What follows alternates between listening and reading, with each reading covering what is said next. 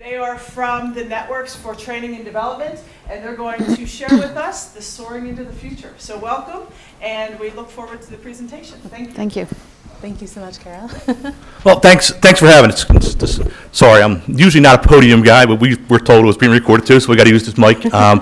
So me standing here is a little awkward a little bit. So my name's Joe Murphy with Networks for Training and Development. I am the Employment and Transition Coordinator at Networks. So Networks for Training and Development is a small nonprofit based out of southeastern PA. We're located in Phoenixville, Valley Forge area, but honestly, we all live in Philadelphia. 90% of us. We have a few that live up in North Central region, where Cathy has her school district's at. I do a lot of transition and employment work. I do a lot of training of staff, especially with the new regs ODP's put out for requirements of become an ACRE certified or get a CESP. Networks does what's called an ACRE course, but that's, if you're a teacher, you don't need to know anything about that, so I'm not even going to get into that. I spent too much time talking about that. We're here to talk about two distinct school districts, schools really, one in Philadelphia, in the Philadelphia area, North Philadelphia, and another in Northumberland County, where we're running. Cathy is the director for. So a little about myself, I'll let you guys to introduce themselves. All right. Thanks, Joe. All right, so I'm Nikita Arnett. I am the Transition and Research Liaison at Networks for Training and Development. I've been with Networks for about 2 years. I'm a proud Penn State grad, so can I get a we are? Nobody else went to Penn State in this room.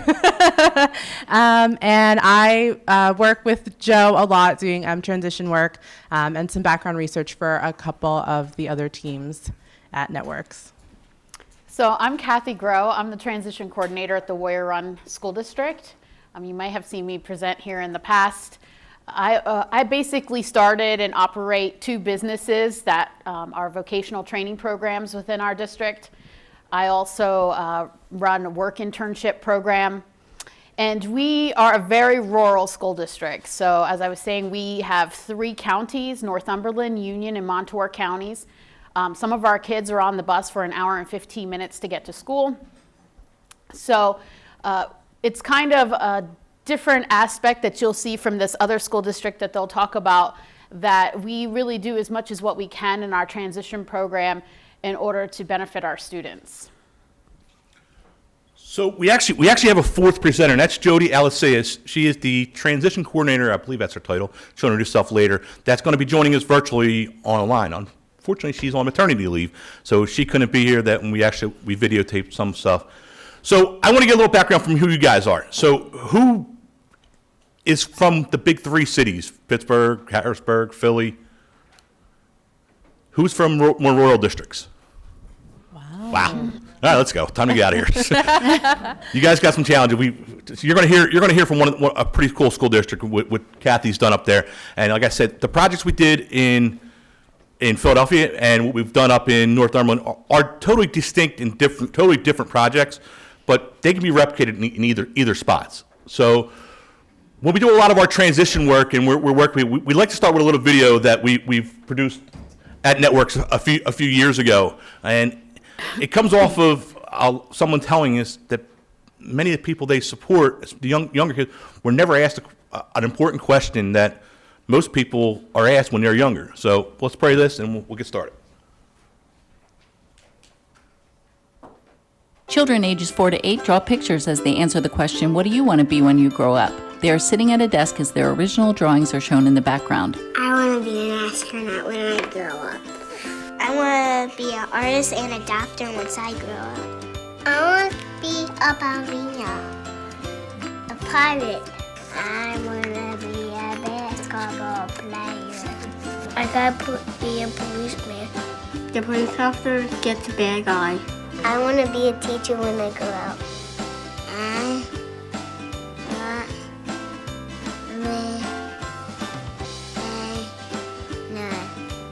I'm gonna be a fireman. I am gonna be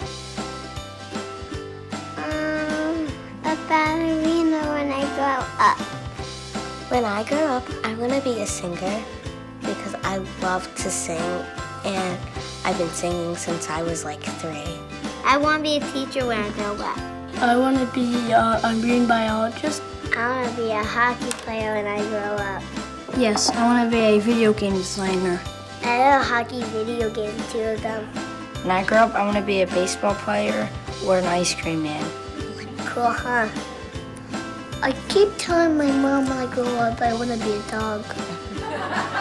I played baseball, and my game's off. I could be an ice cream man at the baseball game, so I can also be watching baseball. My favorite thing about hockey is when you get checked in the boards. I want to be when I grow up as a singer. Well, I'm going to be in a hip-hop show. When we grow up, I'm going to be a drawer. I want to be a sports coach when I grow up. It does not matter which sport. I also want to be a bumblebee, and I'm going to be purple. And I'm going to go outside and go on a swing, and I'm going to say psst to all my friends. To have a job, it's like to make money and help all your family and stuff. You make money and help other people. Like you have to buy food for your family and support your family. Helping our community grow. Stuff that will help us keep living in a house. If someone had a job, it'll make them feel proud. So I can live a good life. I feel happy when my mom asks me what I want to be when I grow up. I think it's important for kids to believe in their dreams and for parents to ask them and other people. I think you should say what you want to be. It's your dream. It feels good to have a dream because it might come true. It'll make me be happy if I could be an astronaut. If they don't have dreams, then they don't really have like a life. It would be like just boring old, regular, just like sitting on the couch and watching TV. Don't never give up on your dream. Just try and hard as you can. And then one day you can make it. Every kid should have a dream. They should work hard and be happy when they work for their dream. Thanks to Spin Children's Services, Katie Doherty, Katie DeCune, Michelle Dwyer, White Marsh Elementary, Donna Drizzen, Stephanie Brennan, production team Julia Burrell, Shauna Roman, Jeffrey Orland, Rosa McAllister, Jill Groman. Funding provided by the PA Office of Developmental Programs through the City of Philadelphia, Philadelphia Department of Behavioral Health and Intellectual Disability Services. Produced by Networks for Training and Development, Inc. Crossbow Studio. My favorite part about performing is when everybody claps at the end.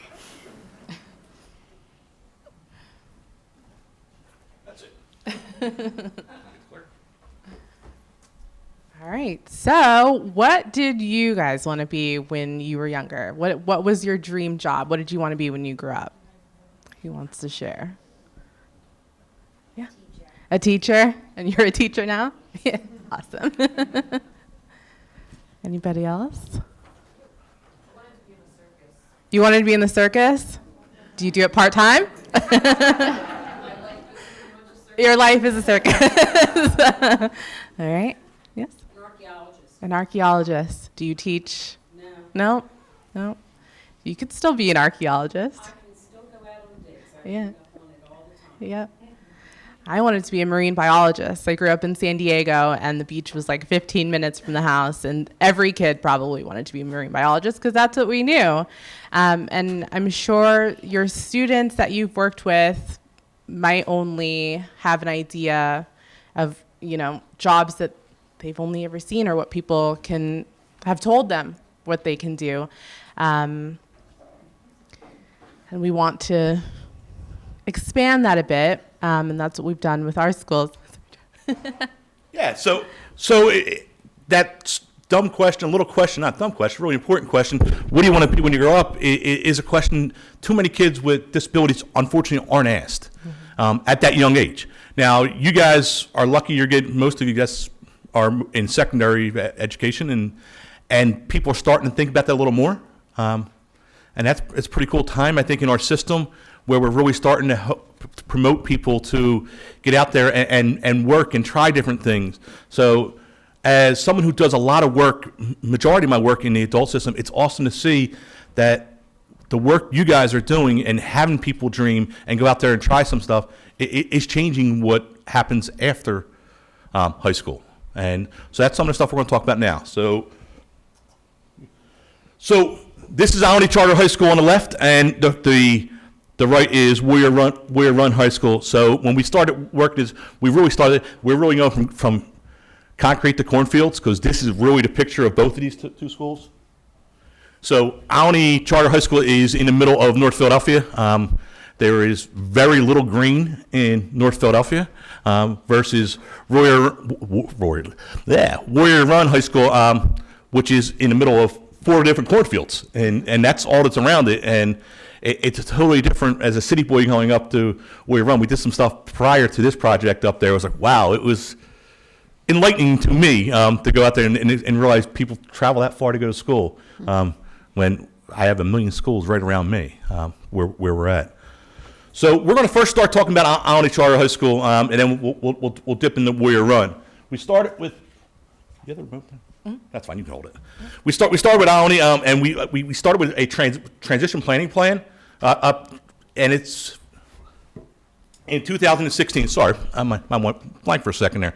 In 2016, we had a mini grant from the city of Philadelphia where we worked with 4 different schools, and one of the schools was Alany Charter High School, and it was to do some transition planning, and we had a transition planning project that we've done in Philadelphia and other counties as well for years, and it's off the work of Beth Mount. Anybody know Beth Mount? Ever heard of her?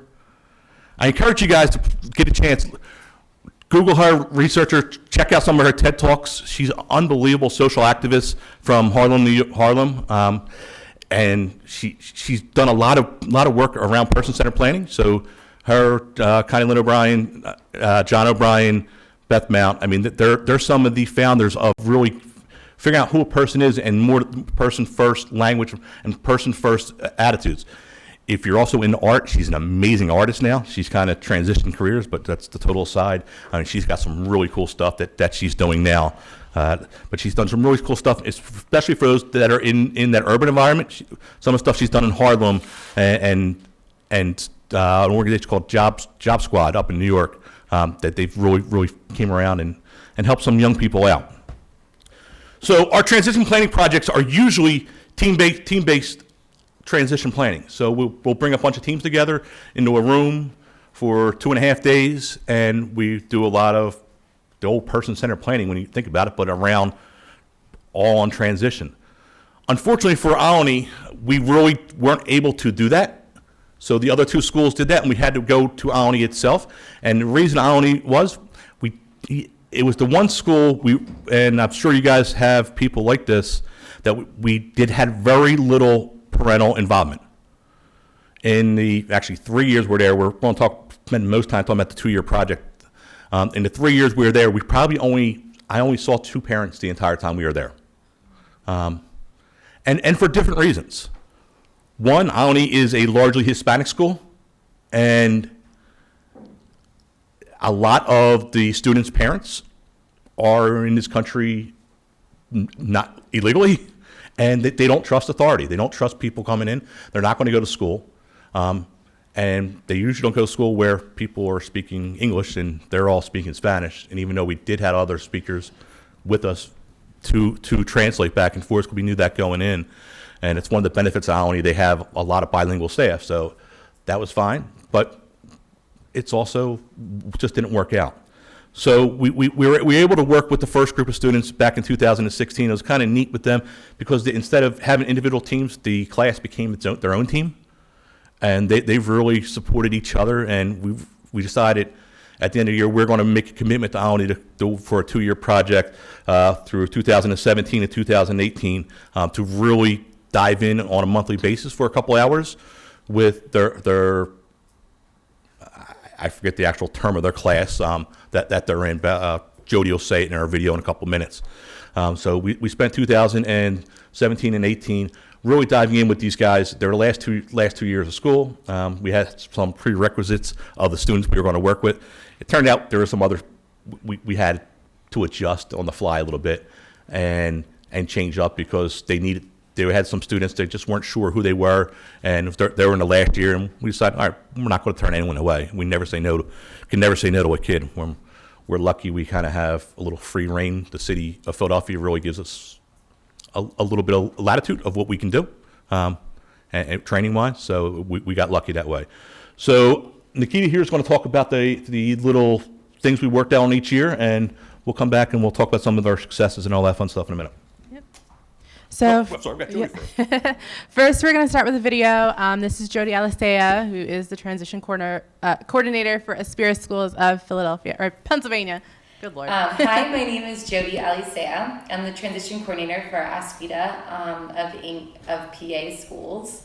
I've been working with Networks for Training and Development for the past 2 years for a transition planning project that we've been working with our students in our low incidence program at Alany Charter High School in Philadelphia, Pennsylvania. Why is it important to start career planning and transition at an early age? It's important to start as early as possible because the process takes a long time, especially for students with disabilities. When there are other agencies involved in that process, it can take time for funding. I've worked closely with OVR, and for some of our students, getting them in earlier gets them more opportunities. OVR has the pre-employment transition services, or PETS, and getting that process started earlier will allow them to get more opportunities outside of the building when it comes to career exploration. Also, with families, it's important for them to start to develop a vision statement for their child and with their child. For many of us neurotypical individuals, us starting that career planning process early is really helpful because none of us really know what we want to do. And it's hard to gauge what we want to do when we don't have much experience. So the earlier we start to explore different careers that are available to us, the more concrete evidence we have to really decide what we want to do in our future. But overall, I think the longer time that we can get our students with hands-on experience, the more they'll be able to make a decision in the future. Why is it important to develop age-appropriate curriculum and starting it at an early age? Again, starting early on is really important. I'm in a high school, and for a lot of our students, we're trying to figure out what foundation skills do they have off the bat. So starting when they're first coming into high school, figuring out what skills they have, what skills they still need is really important. So building a curriculum that's based on job skills and job readiness is really important to start early on to kind of gauge where their skill deficits are and where they still have areas of need. And then throughout the years, while they're still in high school, building on those skills. So what skills have they just learned, and how can we build on them to improve in the future? In the past, there's been a heavy emphasis on job readiness and career development in the 11th and 12th grade year, which is too short of time to get everything done that students really need to be successful when they leave high school. So the earlier you can start on figuring out what maybe support they'll need when they leave is very helpful. What are some of the challenges connecting to families and wanting to make sure that they're fully informed about the transition process? We have definitely struggled with getting our parents involved, especially our parents that need the information more so than other parents. We have a language barrier in our school. A lot of our parents and students primarily speak Spanish. Luckily, we have a lot of bilingual staff that are able to support with that, which is really helpful. We make sure that we get all of our letters that we sent home sent in both Spanish and English to ensure that our parents can understand what it is that we want to communicate. A lot of our parents are not able to make it to the building. So we have to try and be more creative when it comes to getting the word out there of what we want. One of the ways that we have been the most successful is having a parent support group, which we have bi-monthly workshops with parents. We invite outside agencies to do presentations and try and give our parents some literature that can help them with the transition process. We also utilize IEP meetings. It's, even though it is only one time a year that we meet with parents, we try and use that time to really emphasize the importance of transition and starting early. So even though we aren't able to get parents in the building as much as we would like, we try and use opportunities where parents are already coming in. If it's back to school night, we try and have information there for parents to come. If it's parent-teacher conferences, we try and have a transition table to make sure that parents are getting the information when they can. Jody, would you mind sharing why it's important for you to have administrative support for successful transition from the school principals and administrators believing that work should be a priority after graduation? Absolutely. So I definitely think it's extremely important to have the school administrators, the principals, assistant principals, coordinators, directors of specialized services, whoever is going to be in the process for students in their transition, because it's important for them to have buy-in, especially for funding purposes. There are a lot of pieces to the puzzle when it comes to students with disabilities in their transition. In order for the program to be successful, students going out of the building to go to work, for job shadowing, what have you, there needs to be some flexible scheduling for teachers. And for our situation, we've utilized instructional assistants to take students out of the building. So making sure that we have the administration approval to have instructional assistants take students on public transportation, to ensure that our students are getting the most realistic transition instruction throughout their high school career. We also have been working with a lot of outside agencies. When working with any other agencies that are not a part of this building, it's important for administrators to be approving that agencies are able to work with students. But most importantly, the process for transition is very, it's lengthy and it can be confusing. So having administrators be aware of that process, they can then help training with other staff members, and just acknowledging this process for parents is really helpful. How do you keep teachers in the loop of what students are doing or where they are in the transition process? So we use Google for everything. Our Google Drive is what I create different Google Sheets, Google Documents, and share folders on resources to make sure that teachers are always in the loop when it comes to their students.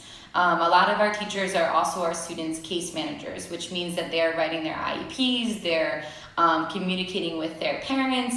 So I try and create a transition tracker that allows teachers to be up to date on any supports coordinator information, any other outside agencies that students may be involved in, to give them an updated record of where the student is at as far as the transition process is concerned.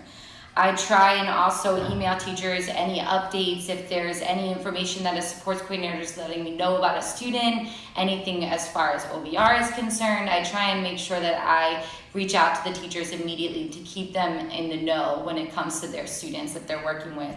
I also conduct about bi-monthly trainings. As we know, the laws and they're ever changing. There's always changes when it comes to the transition process. So anytime that there's something new, I try and make sure that I meet with my staff to let them know of what those changes are.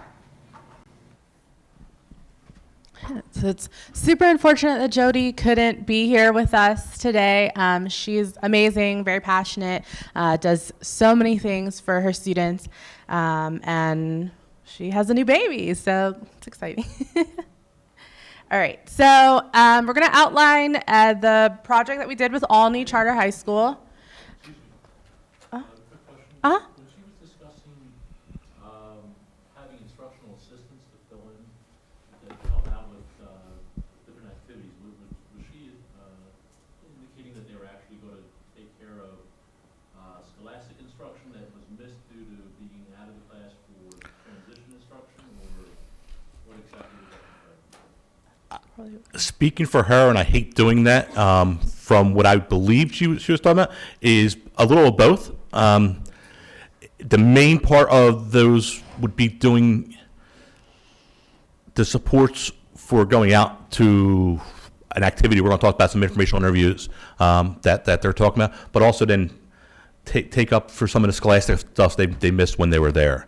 I could be wrong there, to be honest with you. It sounded like there was a little bit of both. Yeah. I wasn't sure.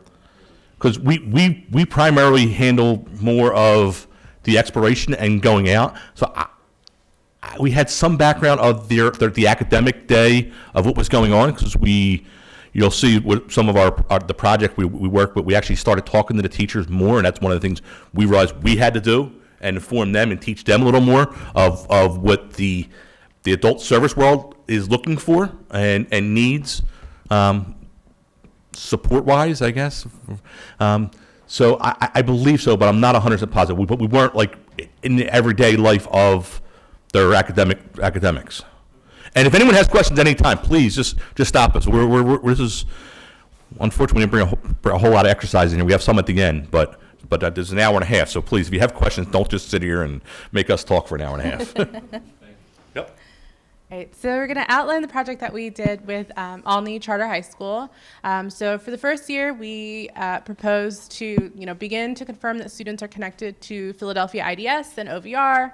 And we really wanted to focus on the students and who they are, what they like, what their hobbies are, what they don't like, because that's really important to find out. Relationship mapping, social capital is very important. My perfect day. So we had an activity where we had students describe what their perfect day would be like. So are you a morning, afternoon, evening person? Do you want to work in a busy area, quiet, office? We really wanted to get to know the students, what kind of work they wanted to do. Developing of work themes.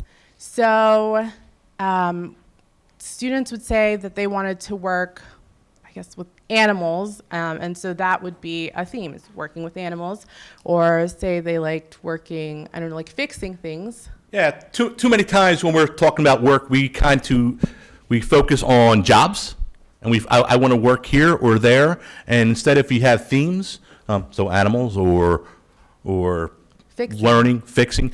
So where do all those type of jobs happen? So now if you have a theme, it broadens it up as for an employment specialist of where they can look for work, instead of I want to work in a hospital. Now I'm stuck right at a hospital. Where I want to work at Thomas Jefferson Hospital. Now I'm stuck there because that's where I know where I want to. So if you thinking of world of themes, it makes it a little bit easier when we start looking for employment later, and if we can focus usually on developing, we try to help people develop 3 different themes, so people aren't just focused on one thing.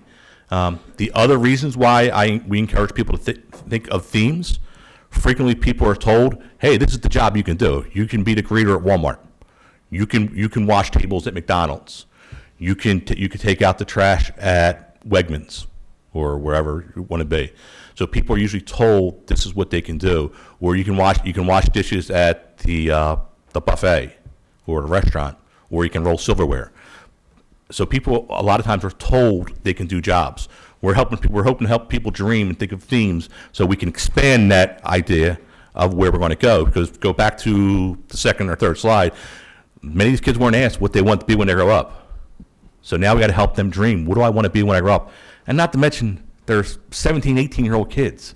My daughter's 19, and luckily she knows what she wants to do. But my son is 16. He has no clue.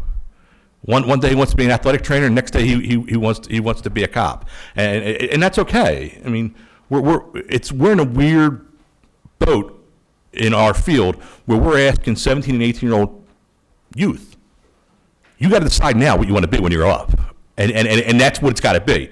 You want to be an archaeologist, or thank you, sorry, my mind's not very good, and so you want to be an archaeologist, but that's not where your life took us. And when I was 17, I wanted to be a pilot. I was going to Embry-Riddle University down in Florida to study aeronautical engineering. Instead, I'm standing here doing this. I would have made a whole lot more money doing the other thing. But instead, I'm here at Penn State having fun. But so we need to help these guys dream a little bigger and realize their potential can be there. Sorry, I didn't mean to interrupt you. No, thanks, Joe. We also wanted to develop portfolios. So on the online link to all the presentations and resources, we have our career and discovery profile that we had the students fill out. And it's just everything that they're interested in, their hobbies, what they don't like, medications, all sorts of things. So that way when they get connected to job coaches after they graduate, their job coaches aren't starting from scratch. Yeah, the one, and then one other one, it was the pass taken. So this was an important one for us at Network. So we went back to, and it was pass taken. We've realized some themes that were developing within the class. There was one of fashion. There was a few ladies that were involved in fashion. There was another one of cooking, and it wasn't, people wanted to cook. And there's a couple others, I can't remember, this was a couple years ago, I apologize. So we started bringing people in from that field to share their pass taken of how they got there. So luckily, our coworker had a connection with a fashion designer that was working up in New York, and we brought her in virtually through Skype or FaceTime, whatever it was, and she shared how she got to become a fashion designer up in New York and what steps she had to take, what training she needed, what education she needed, and what different jobs were in that industry, and how you get to those jobs to help these people. My nephew is a chef, so I was able to bring him in, and I'm calling him a chef. He's really not a chef, but it's a bar catering restaurant, but it's a high class restaurant that he was running. So he came in and took that approach, how you got there, and he got there in a different way because he never went to culinary school. He learned by the school of hard knocks and going and working up the ladder and doing that, which was neat for the kids to see. You don't necessarily need to go to school to get stuff. If you want to work hard and you want to try a different path, we were able to bring in a photographer, someone who's interested in art, and this gentleman is actually a blind photographer in the city of Philadelphia that we had met, and we brought him in, and he kind of shared a story of how he got to do anything. It's kind of interesting. So the pass taken was really important, I think, for these youth as we grow. One of the other tools we don't have up here, and I'm sorry I'm stealing your thunder, Nikita. We like to do a lot of community mapping when we do these different exercises, and it was tough to get out and do community mapping in North Philadelphia when these guys all lived in different areas. And if we had the resources, we still would have did it. I don't care if I'm in a tough neighborhood or I'm in a rural neighborhood. I'm going to do some community mapping. I'm going to look to see what resources are there. I always believe there's resources in a person's community, and we can build on that social capital. So without being able to go out, and just because of the time crunch, I mean, we had about 2 hours a month with these guys. We decided to use Google Maps and Google Street View, and these guys were actually driving cars, the Google Map cars, around their neighborhood and mapping it out. Was it the best way to do community mapping? No, probably not, because you don't get the real sense of what it is. But you did get to see a lot of different things that were there, and you got people realizing, oh, that church is there, and that little market's there, and I know the person at that market. I know Mrs. O'Donnell that's there, or Mrs. Sanchez that runs the produce at that market that we go to every Friday. Or this is my church. This is where I go to worship, or this is where I go to play basketball. So by driving around on that Google Maps, now it's only as good as the last time that Google Maps car drove around there, but it was better than not doing anything at all. So it's just a little resource that I want to share with you guys. I realized when looking over this wasn't there. I'll be quiet, I promise. All right, so these are the things that we completed for the first year. The first part of confirming students, making sure that they were connected to services. Like we said earlier, there were some challenges with that because a lot of the students at Olney are Latino. And so we had a language barrier, and also a lot of parents are working 2-3 jobs to put food on the table, so they weren't available for meetings, and they were also wary of different agencies coming in to talk to them. So that was tricky. And then we did all of the other things that we proposed for the first year. And then for the second year, we really wanted to dive into their experiences. So we did a few group informational interviews, continued to develop their portfolios, and then helped to support transition to adult services for students. And that is what we did. So we did informational interviews, and we have pictures coming up. We did them in a variety of settings. We refined their portfolios, and then we continued to try to stay connected with them as they graduated, and to get them connected. We go back 2 slides real quick. One more? Right there, that's perfect. Okay. So the one other thing that wasn't proposed, we wound up doing, we did these 4 teacher informational sessions. So we brought all the teachers together during their they had a monthly meeting, just to check in on everybody. I don't know what they've called it, but we also brought all the instructional assistants or anybody who's working with these kids together to kind of keep them in the loop of what we were doing and how we were doing it and what the adult system looked like and why they needed this and what they needed, and taught them some of the little ins and outs of what the next phase of the students that they care for all their entire time life is going to look like, and how it can be more successful. This, I think, this last thing was probably one of the key things we did, but bringing them together and just having these conversations. They weren't long; they were like 15 minutes each. So we got on their agenda for 15 minutes. I went once. My coworker Michelle went the other 2 times, and I think the group of us kind of went at the end and kind of summed up everybody the entire year what we did. And how we did it, but it was pretty successful, and it was kind of eye-opening for a few of the teachers that, wow, I didn't realize we need this or that. Again, I will jump in again, I promise. All right, so now we get to talk about my favorite part, which is actually working with the students. So these are pictures from a few of the informational interviews that we did. So up here in the left corner, quite a few of the male students obviously love video games. So we went to a GameStop that was like a bus stop away from their school. And they got to talk to the manager and find out, like, what's it like working at GameStop and how can I mesh my interests with my job? What are you going to say, Joe? I realize when we say informational interviews, you guys know what we're talking about? Anybody not know what we're talking about? We're just going in and getting information and basically doing an interview of a business and not asking for jobs, just asking what goes on there. Are they pre-scheduled or? Are they pre-scheduled? Some weren't. The GameStop one was kind of just, yeah. The rest of these all were pre-scheduled, to be honest with you. The GameStop one was. And I want to jump to these GameStop ones. Sorry, this is like an exciting one for me. The gentleman, the young man that's here, he's a person that talks like this and you can't hear a word. And sorry for the mic back there, but I was whispering because that's how low that the student normally talks, and you never could hear anything, and he would never give any information out. We go into GameStop, and he goes right to the counter, and oh my God, he was breaking down every single game and what game system, what game you could play on multiple systems, because they go, I don't know how it works. I can play this on a PlayStation 3 and a PlayStation 1, but I can't play this one. And him and the manager sat there and talked for a half hour. But he's a person in the two visits we had with him before, never said a word. Mm-hmm. But we took him to an environment where he was comfortable in. That was on the mic. Sorry, that was on the mic. Scared me there. No, sorry. And we took him to an environment that he was comfortable in and he wanted to be in and he could thrive in. He went back and had an interview. It wasn't successful.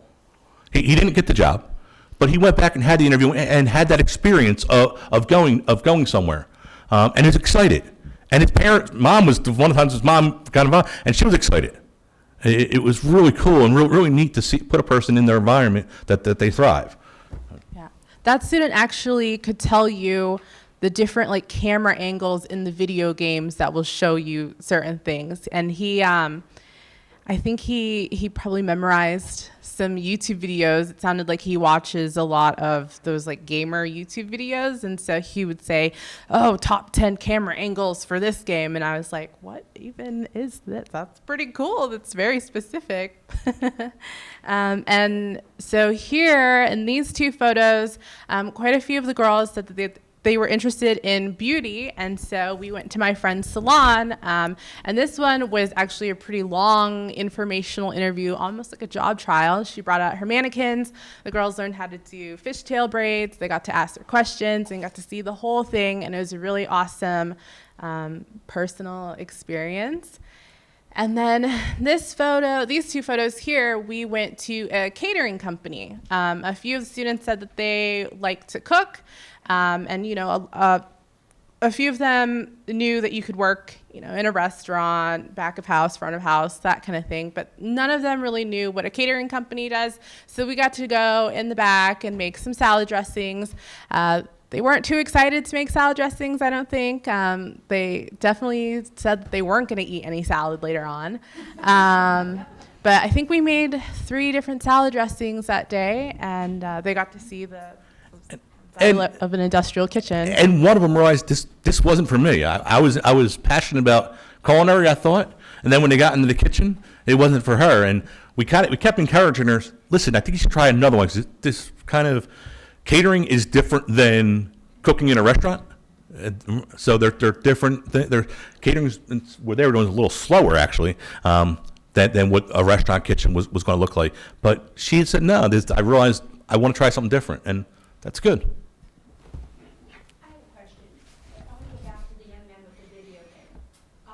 You mentioned the fact you didn't get the job, and we focus so much on getting the kids out and getting interviews, but we don't always get the job in real life as anybody. Right. So, did you have a way to process that experience with him?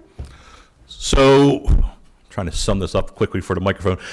The gentleman who was at the GameStop that didn't get the job was our way that we actually processed the not getting the job with on an experience. But yeah, we sat down and we talked about it, and we figured it out and we wrote it out. And we realized we talked about what worked and what didn't work for the interview. So it was an experience. I mean, you're right. We all don't get jobs. Just because you apply for something doesn't mean you're going to get it. And we need to help figure that out. And that's sometimes what failure is, one of the best life lessons you can have sometimes we're looking at. To piggyback off her question, also, since the beat looks in the story, talk to the clerk and got a lot of information. So what about like transitioning into like software designing, factoring also video games? So how could we build off of that? And since that didn't work, could we build off maybe software design or video design is what you're saying, right? Exactly. The portfolio that Nikita keeps mentioning, that's what this is designed to do, to help people guide in the next aspect of their life. Because we are not there at Networks to be the long-term solution, that we're going to be supporting them these guys nonstop. Like I said, we're there 2 hours a month, which isn't a whole lot of time. And if we build these portfolios correctly, the next supporting agency in the adult service world can pick that up and should pick it up and run with that. That's why we were passionate about making sure that these portfolios were written in a way that any adult service provider could just pick it up and run with it. By the way, are there any adult service providers here? Cool, thank you. That they could just pick it up and run with it. And sometimes, because I know from us at Networks, going to work with somebody who just left school, a lot of times you don't get that information. You don't get that information what the person tried before. And it's wasted time in a lot of ways. Because now we're going back and recreating the wheel that you guys as teachers and paraprofessionals did for the last 12 years. So if that can carry over. And that's one of the things we're working on, is helping that this be a seamless transition from school to adult services. Was it? No, it's not. It was not seamless for all of them. A few of them was, but most of them, about half. It was 50. We had a 50-50% sex rate. I was just going to ask, so how many students participated in this program at Alani? And then, I guess it's 2 more questions. And then when they did their exploration interviews, did you have them create questions ahead of time? Or was it just, again, So how many students we have at Alani, and then did we prep questions ahead of time for the informational interviews? I believe it was 12? Mm-hmm. 12 students? So it was a big group. Yeah, but they all weren't there at the same time, though. at the same time, especially when we went on informational interviews. Informational interviews were set up to go and to places that were part of their theme groups. I'll be honest with you, I don't like doing informational interviews in groups. I don't think it's very successful. But this is what we had to work with. I mean, time-wise, school-wise, we had to do some group stuff. Networks is really individual-based. We're one person, one job, and we're looking for one-to-one. But where we were, we had to meet only where they were, and what they could. It would have made no sense for us to go out, Nikita or myself, just with the student, and they were going to let us. We were hoping that our goal was to train the staff of how to do some of this stuff. So when we left the next year, they could replicate it with the next class and so forth. And they are doing some of that now, I think. Second question, the interviews, questions. Yes, they were prepped. Did it always work perfectly? No. Sometimes we would get there and the question would be like, what did you ask? But that's okay. And we go from there. In the back. What kind of students, what kind of level are we talking about? Are they life skills students? Are they learning support? So, all of the above. We had people that you had no forms of communication, that on the autism spectrum, to people that most of were life skill type, and they didn't call it that at Alany. So I'm not sure where they actually were. They call it low incidence. Yeah, low incident. Alany has some other employment providers that are in there doing some PETS work, and honestly, these were the students that the other employment providers weren't working with. So these were the students that were, hate to say it, left behind a little bit, that were a little tougher to work with, and that's what we had. Jody does a great job of bringing people in, and Jody who is new to this position. Well, she was when we first met her in 2016, so she's been here, I guess, 3 years now. But she was a special ed teacher. She was a regular teacher before she became the transition coordinator at Aspire, which is a bunch of different charter schools that she's in charge of. So Alany's just one of them. Now, she was a special ed teacher at Alany, so Alany has her passion, and that's they're the students, I hate saying it, she kind of probably gets a little extra to, because that's where she came from. What year did you start working with the students? They were the last 2 years of school, so whether that be 20 and 21-year-olds or 17, 18-year-olds. We kind of fudged it. If they knew they were exiting at 18 or they were staying at 21, we let it go either way. I will be honest with you, I said we had 12 students. I would say about 4 or 5 of them joined us year 2, and only for that 1 year, and it wasn't successful. Remember, we went back to 2016 when we had that first transition planning project. We realized we needed more time. We couldn't do this in 1 year. It was impossible to get to know these students 2 hours a month in 1 year, and then go from there. We're a health provider agency, but we do training and transition and test program and all that. But we have schools wanting us to work with them earlier. So Yeah. So she was saying she's an adult service provider. Repeating these questions isn't easy. And schools are wanting to work with their students earlier and earlier. Listen, I think the earlier we can start working with students, the better. If you have the capacity as an adult service provider and get the funding to do that, that's the tricky part, getting the funding to do that. That's awesome. I think if we can help you guys out as adult providers any way we can, I think it's important. I mean, we can help make that seamless transition. If we're an adult provider, too many times we're coming in the last meeting of a school and not getting any information, and now a person's sitting on a couch for 2 years waiting for services, and that's a shame. And we got more information to share, and Cathy's whole story too. Thank you.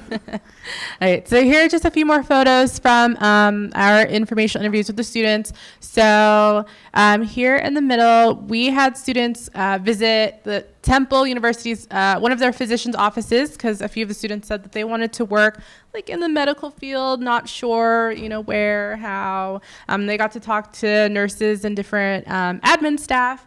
This student in particular wanted to work in pediatrics because she loves babies. And then up here, we have an informational interview that took place at Planet Fitness. Some of the students had an interest in health, nutrition, overall well-being. And there they are. I think it's like a row machine. Getting their exercise on. And then this last informational interview here, the students went to a transmission shop in Northeast Philly. And this student in particular, it took him a long time to open up to us. Whenever we wanted anything out of him, he just would not talk to us. And then we get to this transmission shop and he's talking up a storm. This kid, he knew everything there is to know about transmissions, and we had no idea until we got there. So it was pretty cool to see him light up and just be excited. He reads car magazines. Yeah, we knew, we'd figured out right before when we were at Planet Fitness, actually. That's actually the trainer giving us a show of the gym and showing us some of the equipment. But when we were walking, we missed the bus getting back to Alany. So I know if we walked up a street in Levick Street, and we could hop on another bus on the boulevard and take that down. So as we were walking up Levick, about a quarter mile, and he knew every single car that passed. So that's when we decided, hey, we need to build this transmission shop or some kind of auto thing into this. And he's into these cars, and he knew every single car. And we're sitting there waiting for the bus, and across is a car dealership, and he's just naming different car models and what their speeds are. It's kind of neat. Yeah, he impressed the owner, Vince, here, who offered to have him come back again and do kind of an internship. So that was pretty cool. It's always so fun and exciting when you finally break through with the student and get to know them. So what we learned working with Alny Charter High School is that teachers need additional information on what the next phase of students' lives might look like. And I'm sure you've heard it multiple times that there needs to be a commitment to employment at an early age, supported in earlier school years. The earlier you start, the better. The ideal way to record data is the cheapest way. So Jody utilized Google Drive a lot for the files and keeping everybody on track. Parental buy-in is absolutely crucial. If they don't have that family support, it just makes it so much tougher. So the one lady you saw in the picture at Temple, the young lady that was interested in youth, she wanted a job and she wanted to work in pediatrics, and we could have helped her figure some stuff out, but that wasn't going to happen because that's not what her family wanted. Her family wanted, just like her older sister and her older brother, everybody goes works at the family shop. Everybody's going to work there, even though she hated nails.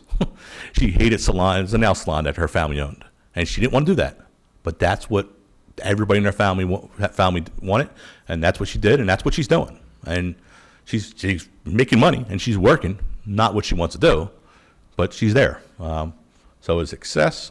I don't know. But the person's at least working. And then the last thing here is that students need to experience many fields of employment to make informed decisions about their future. It's kind of, you can't be what you don't see or what you don't know, sort of thing. So that's it on Alny, and now we can move on to Cathy Grow and Warrior Run. I hate that picture, by the way. That picture is from a YouTube video that I had done for them, and then if you know YouTube, it takes a picture right at the worst spot to put on the thing, so that's what that one looks like. That's okay. But anyways, so I work at Warrior Run, like I said before. To give you a little bit of background, I actually graduated from Warrior Run. My kids go to Warrior Run. I graduated in 91, started working there in 96. I got a job as a multi-disabilities teacher for about 8 years. And then I was a life skills teacher, learning support teacher, and then became the transition coordinator. So I've kind of been all hats in one. Prior to that, I used to work in a group home, an ICF facility, which is an immediate care facility for medically fragile adults. And I was also part of helping out in what at the time called sheltered workshops. So I have a lot of background when it comes to adult services, but then also working with students as well. So anyways, I started as a transition coordinator about 6 years ago. I do not teach classes, which is excellent because I'm very busy. I don't have time. But I'll tell you what I do. I do, get some opportunities to teach by what I do. So the first year I started as a transition coordinator, my supervisor, who I had known previously, when she got the job the year before I did as the transition coordinator, she was a transition coordinator of another school district, which was close by, and then became the supervisor of my school district. And we got to talking, and she was like, I want to make you the transition coordinator here. And at the time, Warrior Run didn't have one. And I was like, yeah, okay. Sure. Yeah, that's going to work. Because budget-wise, I thought, how are you going to pull me out of my classroom and make me transition coordinator full-time to do the job well? But she saw the value in it, so that's what she did. And I couldn't believe that I had actually gotten board approved as the transition coordinator. But from that moment, we were running. So we decided to open a Defenders Cafe, it's called, which is a cafe that is operated in the high school. And it actually provides breakfast. Anybody can come and buy breakfast from the high school from 7:45 to 8:45, so we have an hour. We have to follow the cafeteria guidelines. We are audited by the Department of Agriculture. So we have to, and because I came from a restaurant background, I worked in a restaurant as a teenager, I knew a lot of the regulations that we had to follow. And so the most important part of that is it's a vocational training program for students, in particular our life skills and artistic support students. They start in 9th grade in this program. There are 8 job skill checklists that they go through, and we keep track of which ones they need prompting, which ones can they do independently. And then from that information that's gathered on these checklists, they transfer that onto Google Drive sheets. So we are also a Google Drive school. And so that information is currently what I use for determination on work placements, which I'll talk a little bit about here soon. So that program has been very beneficial to basically teach our students those particular skills in what I call a safe environment. In other words, they're not going to get fired there. We're going to sit down, we're going to talk to them about what they need to do and how they need to do it. And a lot of the times, I have a student who comes in and he may be upset and he'll be like, I don't want to wash my hands.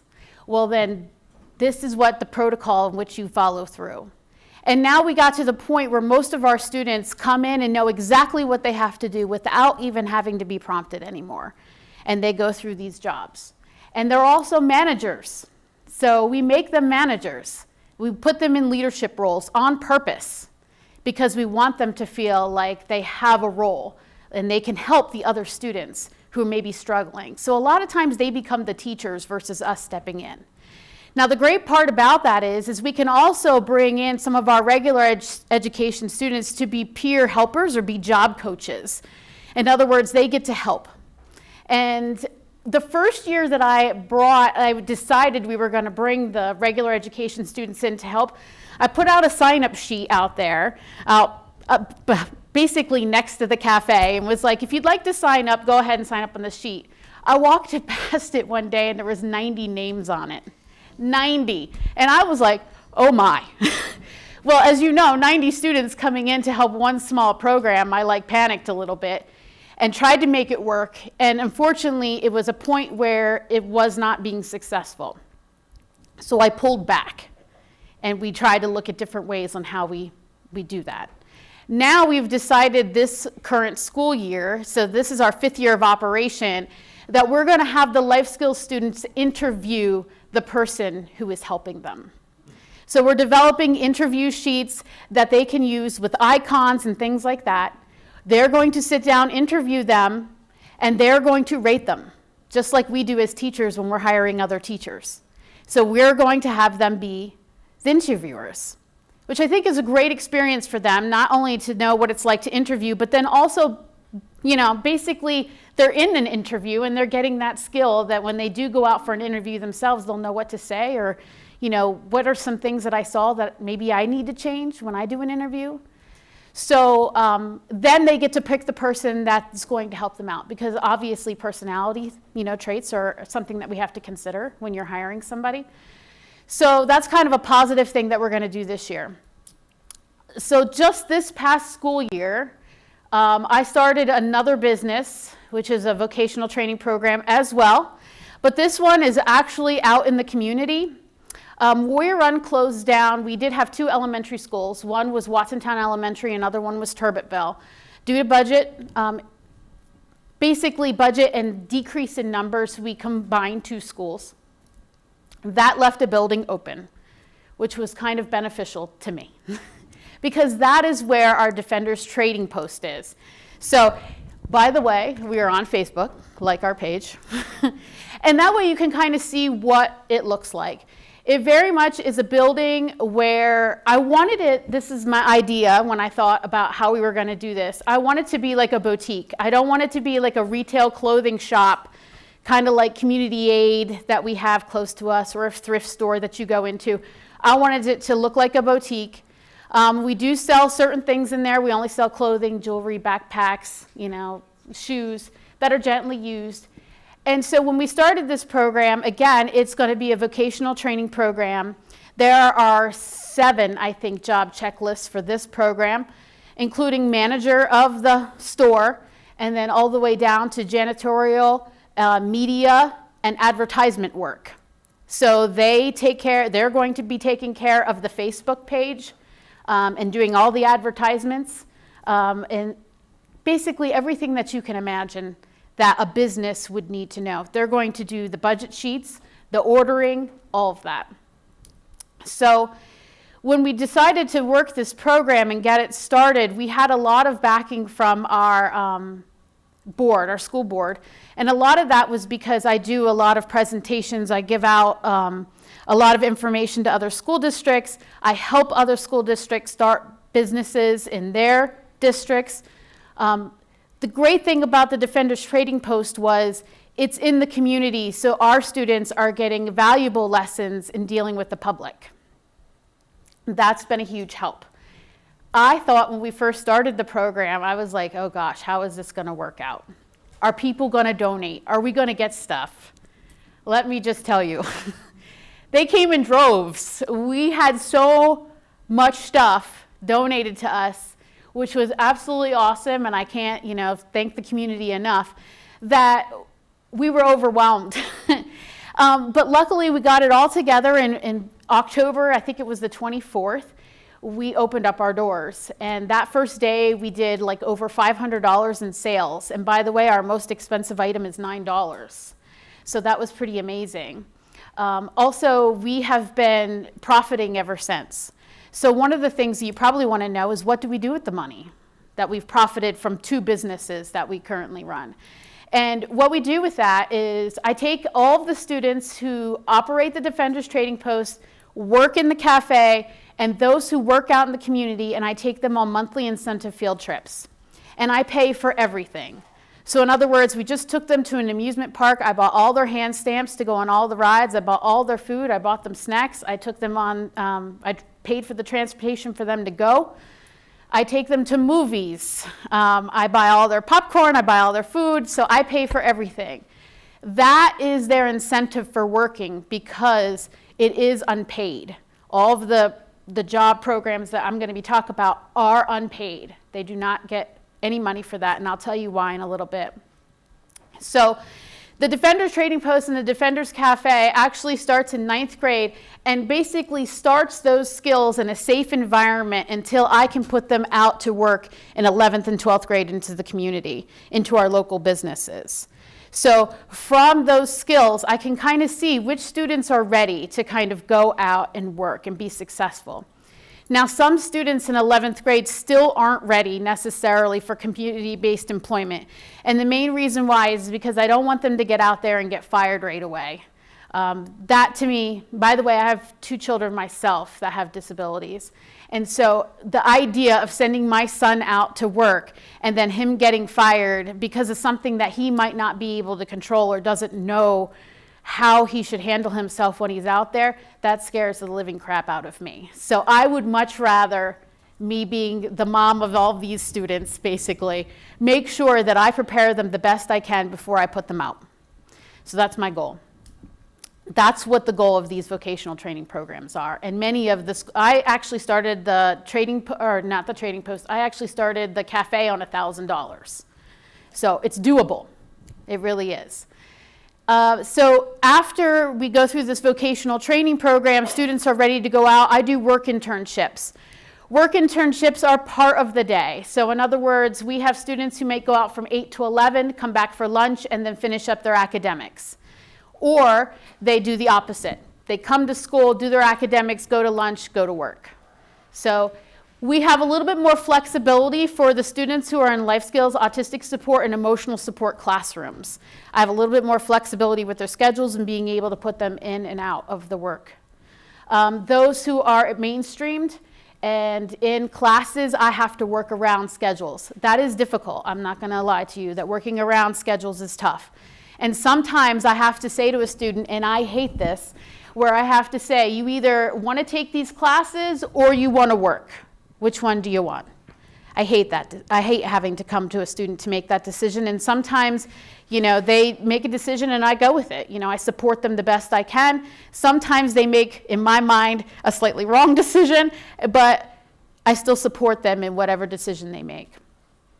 So some of our students are actually working in businesses such as automotive. They work in auto body shops. We have a factory that's a brick company that works with our students. We have ones that work as physical therapy assistants. I have businesses that's like a vet place. I basically have over 15 businesses that work with me. I actually have more businesses than students, which is pretty awesome, you know, scenario to have. Many of our students are hired after they graduate, which is great. The supervisors that I work with are amazing, amazing people. So regardless of the fact if I were not to be involved in this position tomorrow, the supervisors is what gives these kids the chance, not necessarily me.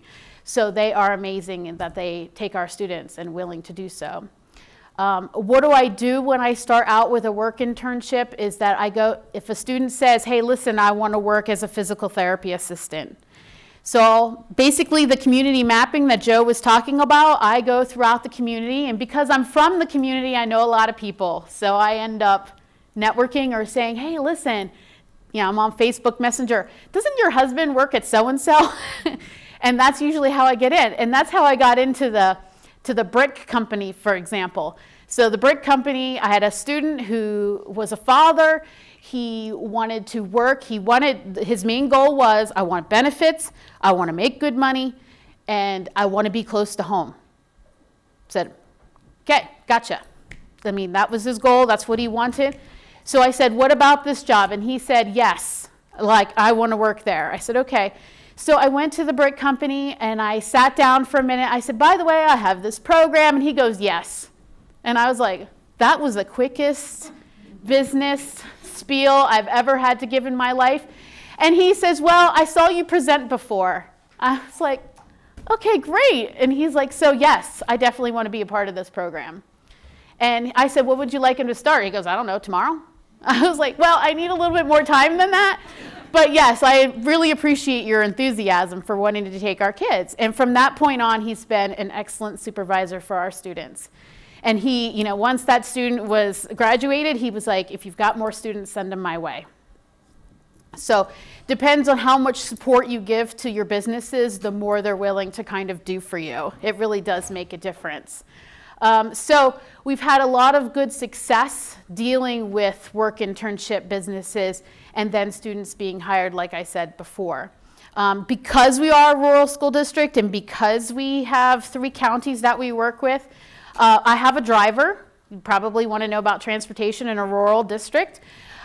If for where I work, if I get them work placements at 8 o'clock in the morning, they, through the contracted busing company, for basically free, because it's part of the contract, they have to take them from their home to the work placement, and it's not any extra money for the district. So I do a lot of 8 o'clock placements. The same thing happens at 3 o'clock. So if they have to pick up a student at 3 o'clock at a local business, an example may be like the Best Western, then they will pick them up there and then take them home, and that is not extra money for the district. That's part of the transportation for students to and from school. It just happens to be their school is in a community business placement. During the school day, I have a driver. I must say that our driver is amazing. She drives basically from 8:30 in the morning to 2 o'clock in the afternoon, and she is boom, boom, boom, boom, boom, boom, boom, back and forth. The great thing about that is our school district does have a fleet of 4 vehicles that I'm allowed to use at any given time. And so I have like control of that transportation schedule. Other teachers do have the ability to use those vehicles, but I always have one vehicle that's specified towards us. And so I make up the transportation schedule, and then she drives to and from.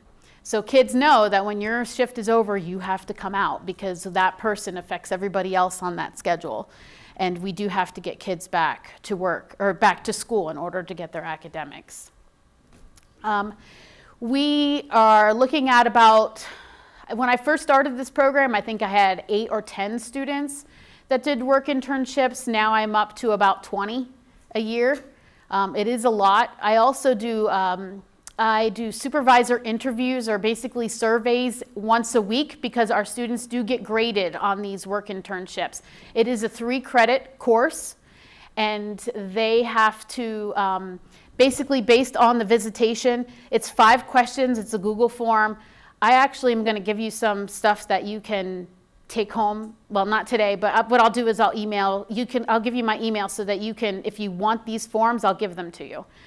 And it's a Google form that basically asks 5 questions about, are they dressing appropriately for work? Are their manners appropriate? Are they coming to work ready to work? So there's 5 different questions, and then from that they get a grade. Based on those grades, if we have a student and I've had a lot of students who have been, you wouldn't think that they would kind of be so successful at work. When you first met them, you're like the goofy kid who's always messing around in the corner, and then you get them to work, and they are the best employees you've ever seen in your life. They are so excellent at work. And just recently I had a picnic where I invited all of the kids to come back who I placed in work internships with their families. And I was explaining this one, I had this one student up, and I was like, she has become this leader. She has become this person that the other students go to for help when they need it. And she's worked so hard, and her supervisor loves her and says that this is the niche for her. This is where she belongs. And her mom goes, "Really? That's my kid?" And I was like, yeah, how do you not see that? I'm like, I see it every day out of her. And it just goes to show you that as parents, we don't necessarily, we know our children, but you don't know how they are out in the community, out working, like when someone else sees them out there. And so she really is an amazing employee, and she's hopefully going to get hired soon by this company. So anyways, I think that it's trying to give them the skills that they need to be successful, but kind of fostering them along as they go. So another thing quick to talk about, I know we're looking at time, but is that because we do work internship placements and problems do arise, okay? So I don't want to act like it's all great and hunky-dory and wow, she gets jobs for everybody. That's not true. One thing that I can tell you is I've had students who do steal. And how do we deal with those issues, and how do we make sure that a student, kind of learns from those situations? I also had a student before who was very close from getting fired from a job. He actually worked in he worked as an auto mechanic, and he picked up the boss's car by the body and not the frame.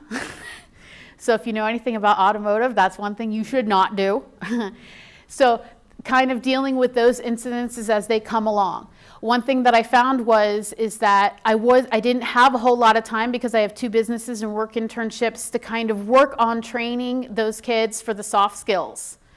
So, we had kids talk back. We had kids say inappropriate things during work. How do we deal with that? Well, probably about 3 years ago, I decided to do what's called a transition seminar course. So for those of you who are teachers, you did a student-teacher basically seminar where they came back and you discussed your work placements that you were at. Well, I do the same thing with my work internship students. So once a month I bring them back and I developed a curriculum for them. And basically it's on self-confidence, because most of our students lack self-confidence. I don't care if you're talking about regular ed or special ed students, they all lack self-confidence. So I work on teaching that. I work on teaching self-advocacy. When do you talk about you have a disability and when do you not? When do you want to disclose it? Because that is important, I don't think. And also getting them to realize what their disability is and what it means. The one that worked at the auto body or the auto mechanic shop, he could not read. Not at all. Not even on a kindergarten level. Nothing. So what we did for him was he was able to identify the mechanic, you know, the words that he would use in the mechanic shop. He identified those, but he couldn't read. The good thing about this student, I really should tell you the story in the whole complex thing, because he was a homeless student. He was about 6'4", big kid. In our automotive program, we got him when he was in 11th grade. He was already going to what was called LCTC, which is our VOTEC school that we send kids to.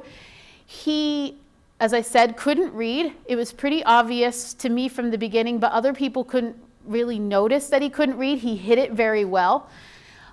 So we got him a year behind. Well, if you know, he needs 3 years of instruction in order to get his state license certificate. And I really wanted him to have that when he graduated from us. So he was a year behind. So I said to him his senior year, sat down with him and said, I really want you to come back next year. He cried. I mean, like cried, I almost cried. It was terrible.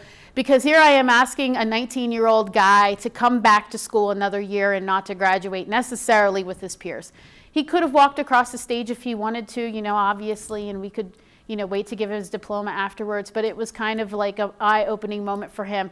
I explained to him why we were doing it, and that basically the school district is paying for you to get this. So please take advantage of this, because otherwise you're not going to be able to afford to go to school and get what you need.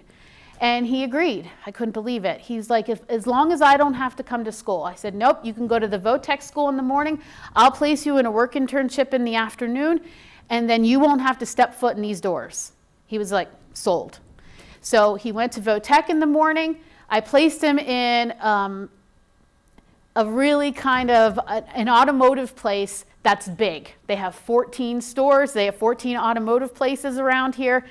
And I placed him there on purpose. One, because he was going to get benefits and he was going to make great money if he were to get hired there. Remember, he was homeless, so this was important to me.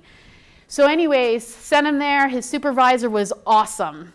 His supervisor was like the best person I could have picked for him. He was like, wow, this kid is rough. And I said, yeah, I know. He goes, but you know what? I see him in me.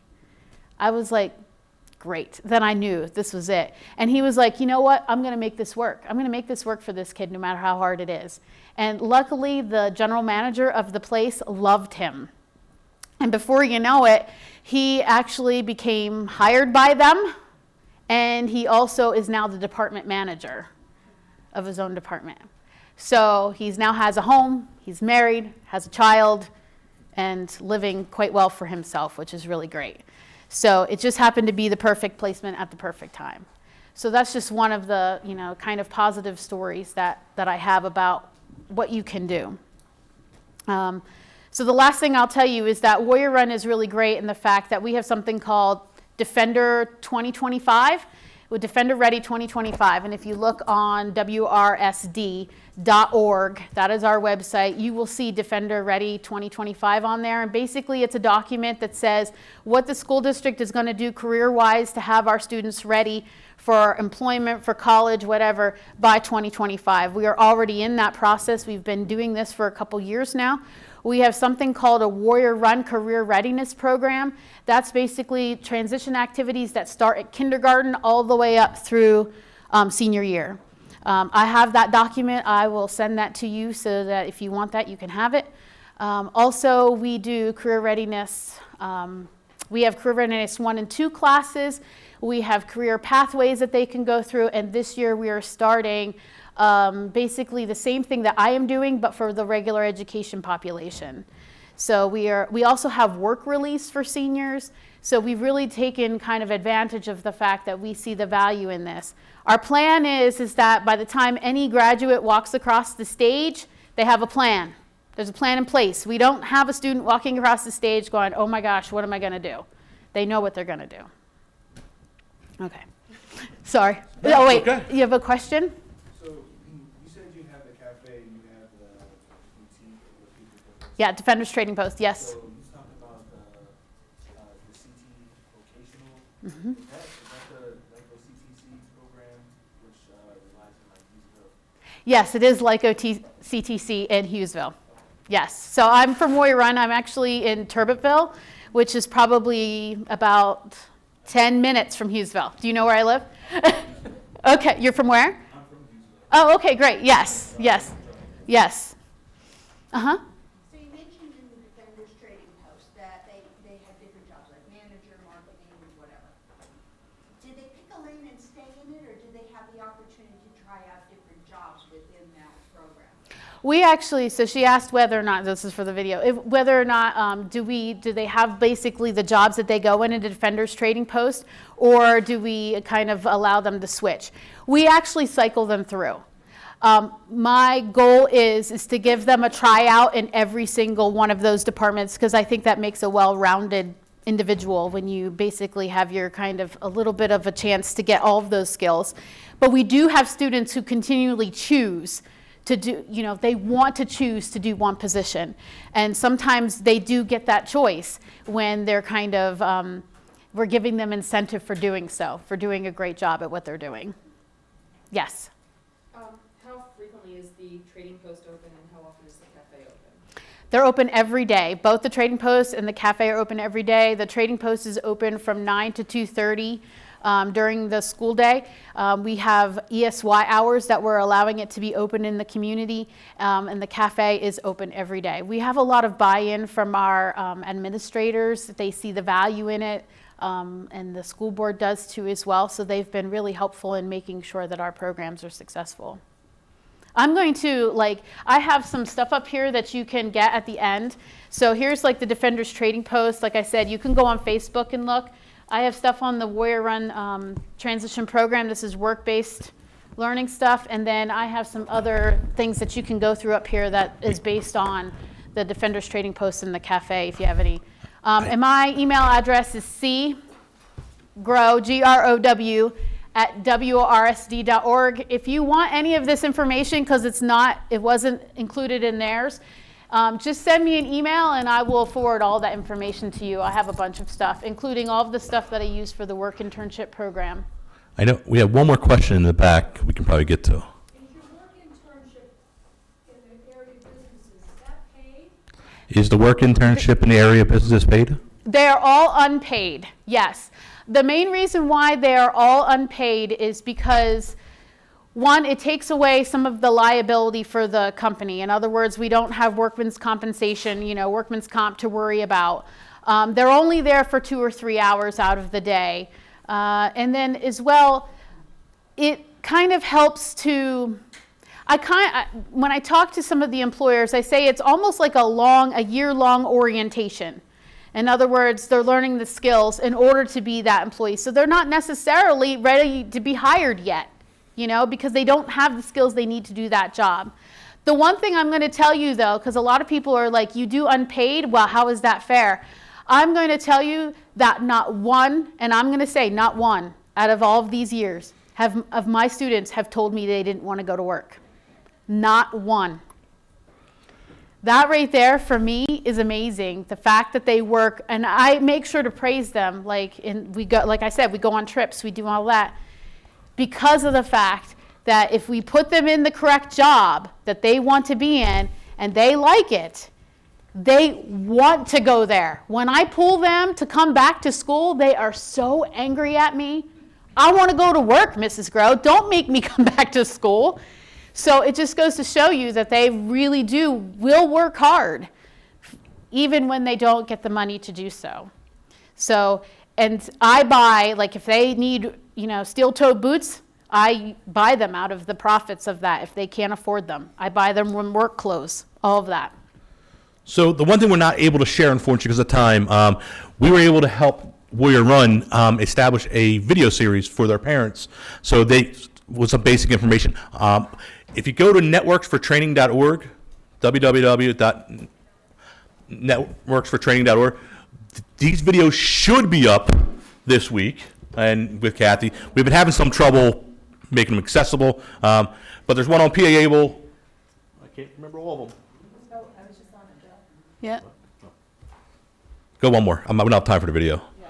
So we have one on developing work skills at home, understanding how the OVR works, PA-able, Social Security work incentives, and building relationships in the community connection. So they're all short videos with Cathy interviewing somebody that has expertise in that field that we help them. We tried originally to bring the parents in, kind of like we did with Aoni, and that didn't work. So we decided let's go in a different direction and develop this series. It's taken a lot longer than it should have taken, to be honest with you, on our fault, on our end, but they're nearly done.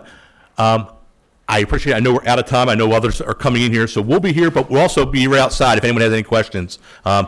Thank you all for coming again. One more thing. Yes, let's give them a round of applause. Lots of good information. Take them up on, connecting with resources, whether it was Cathy or Joe and Nikita. There's lots of good stuff going on. The code for this session